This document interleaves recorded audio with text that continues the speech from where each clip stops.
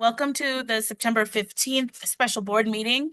This meeting is being conducted pursuant to California Government Code Section 54953B concerning teleconferencing of meetings. Board member Rosemary Mann is participating in this meeting by teleconference from 702 Tina Court, State Line, Nevada 89449. This location has been identified on the meeting agenda. The meeting is being recorded and all actions will be taken by a roll call vote. Individuals may take photographs or record meetings, provided the individual's conduct does not constitute a disruption, including obstructing the view of others. During special board meetings, members of the public may address the board regarding matters on the agenda. Those wishing to address items on the special meeting agenda shall do so in person. Complete a speaker form and give it to the designee before the public comment portions of the meeting. The president will call the individual to the podium. Individual speakers are limited to 3 minutes each, and a total time for public input on each item shall be limited to 20 minutes. No speaker may relinquish a time allotment to another speaker. Speakers are cautioned that under California law, no person is immune from liability for making intentionally false or defamatory comments regarding any person simply because those comments are made at a public meeting. The meeting is recorded and available as a public record upon request. The district encourages members of the public to attend board meetings and to address the board concerning any item on the agenda. The board does not prohibit public criticism of its policies, procedures, programs, services, acts, or omissions. Similarly, the board does not prohibit public criticism of district employees. Speakers are cautioned that no person is immune from liability for making intentional, false, or defamatory comments simply because those comments are made at a public meeting. Attendees are also reminded of the board's civility policy, Board Policy 1313. The civility policy requires that members of the district staff will treat parents and other members of the public with respect and expect the same in return. The district is committed to maintaining disruption-free board meetings. The board will not permit any disturbance or willful interruption of its board meetings. Persistent disruption by an individual or group is grounds to terminate the privilege of addressing the board. Persistent disruption by an individual shall be grounds for the board president to terminate the individual's privilege to address the board. The district promotes mutual respect, civility, and orderly conduct among district board members, district employees, parents, and the public. The district seeks public cooperation with this endeavor. Let's do roll call. Trustee Mann. Aye. Trustee Hernandez. Present. Trustee Hughes. Present. Trustee Sanchez. Present. And I am here. Carla Corona, our student board member, is not here. I would like to ask Ms. Mann to respond to the following questions. Are you able to hear our proceedings on your end? Yes. Do you have a copy of the agenda for this meeting? Yes. Has the agenda been posted at your location? Yes. Is your location such that any member of the public could participate in the public portions of this teleconference meeting from your location? Yes. Members of the board, are you able to hear Ms. Mann? Yes. Mr. Hughes? Yes. Mr. Sanchez? Yes. Ms. Hernandez? Yes. And I can hear. Pledge of Allegiance, Mr. Sanchez, if you could lead. Please stand. Right hand over your heart. Ready? Begin. I pledge allegiance allegiance to the flag of the United States of America and to the republic for which it stands, one nation, under God, indivisible, with liberty and justice for all. Thank you. Thank you. D, public comments from the floor for agendized items. Are there any comments from the public on agendized items? There is one comment. The public is invited to address the board on any agenda item. To address an item on the agenda, speaker forms must be given to the designee before the board president announces the item. Individual speakers are limited to 3 minutes each, and the total time for public input shall be limited to 20 minutes. Only one person is permitted to stand at the podium at one time. No speaker may relinquish a time allotment to another speaker. During public comments, the board listens to concerns or issues. The board may ask questions for purposes of clarification. The law prohibits the board from entering into a dialogue with the public or taking action on items not on the agenda. The board of, oh. We do the comment now, right? Okay. Comment Dr. Derek Spiva for Agenda C, Academy of Creative Technologies, AV.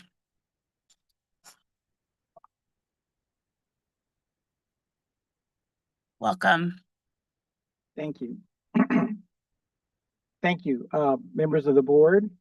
I just wanted to address the agenda item that is in regards to some concern about life scans being taken by all of our employees and contractors. And I just want to again confirm that all of this has been done.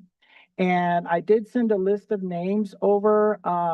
As you know, the law really is quite limited as to what kind of information that can be shared in regards to personal information in regards to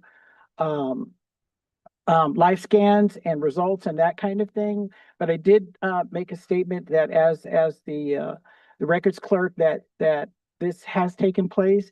I came by earlier today to try and see Mr. Meehan or Mr. Grado or Mr. Harris, because I was going to try to, even though I really should not, but I was going to show some additional proof of this. I had basically a list of employees, which I did submit, plus the ITA numbers and just some samples of some other information. Again, I'm really kind of nervous about that because, as we all know, the DOJ is really, really specific about not sharing that information. And I did have a phone call with them today, and again, they warned me about that. So I'm not sure what else the district needs to prove that what I'm telling you is true. And so I guess one of the other issues was that there was an imminent danger or imminent, and I'm not sure exactly what that is, since the life scans have all been collected and are completed. So anyway, that basically is what I wanted to say. And I had hoped that maybe we could have had a dialogue, so if you needed to ask questions that you could, but I know this is public comment time, so that's not really possible. But I do want to also say, since I have a couple of seconds left, we really would love 30 seconds. Yes, we would really love to be partners with the school district. I think we're doing a really great thing, and we have over 100 students that are really looking forward to a great education and something that is possible for us to do that may be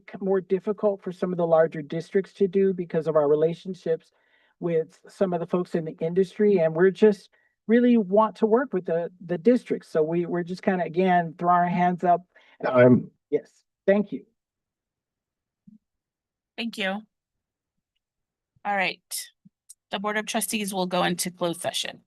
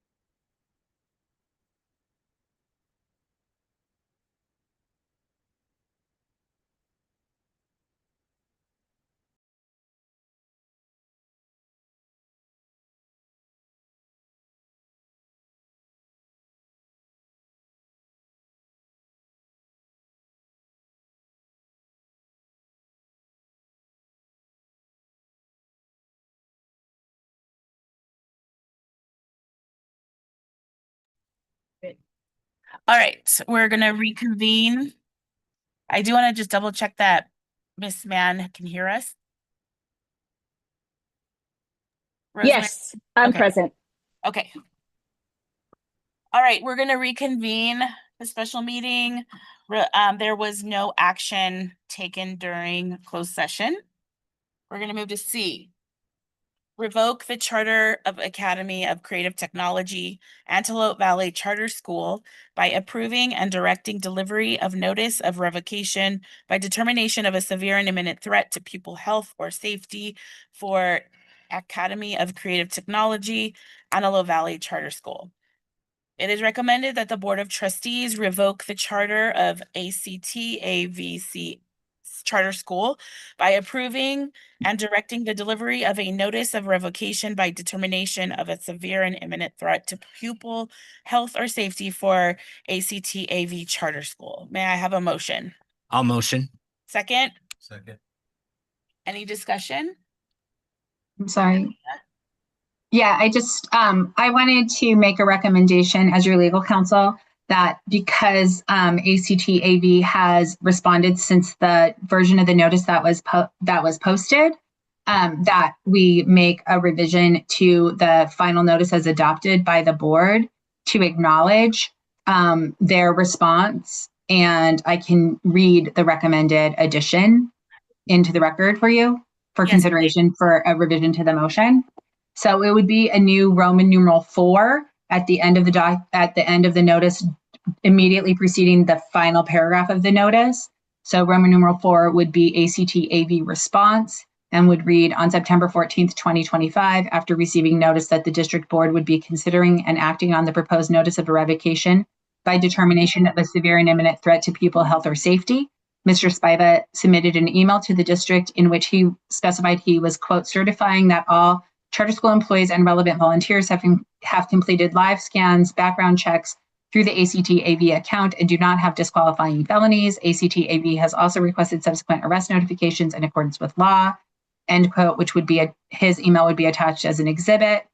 Mr. Spiva did not acknowledge or address the notice from the DOJ Non-Criminal Justice Access Oversight section specifying that as of September 8th, 2025, ACT-AV was not authorized to conduct and complete those DOJ background checks. District Legal Counsel specifically requested from ACT-AV Legal Counsel documentary evidence supporting Mr. Spiva's certification, noting that it was contradicted by the DOJ Non-Criminal Justice Access Oversight section September 8, 2025 email, and that Mr. Spiva's quote-unquote certification would not be considered in a vacuum. The district specifically requested evidence that the DOJ Non-Criminal Justice Access Oversight section had granted ACT-AV's request to receive criminal offender records and complete background checks. The additional evidence ACT-AV provided was a list of names of employees and did not specifically respond to the issue of the September 8th DOJ Non-Criminal Justice Access Oversight section notice or provide evidence that the DOJ Non-Criminal Justice Access Oversight section had approved ACT-AV's application to receive criminal offender records information. Instead, ACT-AV continued to rely almost exclusively on Mr. Spiva's statement that he was certifying compliance. This claim was implausible as there was not adequate time between DOJ Non-Criminal Justice Access Oversight section's September 8th, 2025 notice and Mr. Spiva's September 14th, 2025 certification for ACT-AV to do all of the following as necessary to come into compliance with the law and protections for student health and safety. Have its application approved, submit live scan fingerprints to DOJ, receive criminal offender records information for each applicant, clear each applicant, and request subsequent arrest notifications. This point was raised with ACT-AV's legal counsel, but ACT-AV did not respond to that issue. Therefore, ACT-AV's certification was inadequate to overcome the contradictory evidence as described in this notice, and as of the date and time of the district board meeting, ACT-AV's failure to comply with the background clearance mandate continues to pose a severe and imminent threat to pupil health and or safety. That would be the end of the insert, and then there would be a Roman numeral 5 heading before the final paragraph. The heading would just be action. I'll amend my motion. Correct? So you're going to ask for an amendment to the motion to accept the document with amendments. Yep, that's my motion. Second? Second. All right, any discussion? All right. We're gonna do a roll call vote. Mr. Hughes, To revoke, yes. yes, for this motion. Okay, Mr. Hughes, yes. Ms. Hernandez, Yes. Mr. Sanchez, To revoke, yes. Miss Mann, Yes. and my vote is also a yes. The item passes by a vote of 5-0. D, adjournment sine die. It is recommended that the board adjourn the meeting sine die. May I have a motion? Motion. Second, Second. any discussion?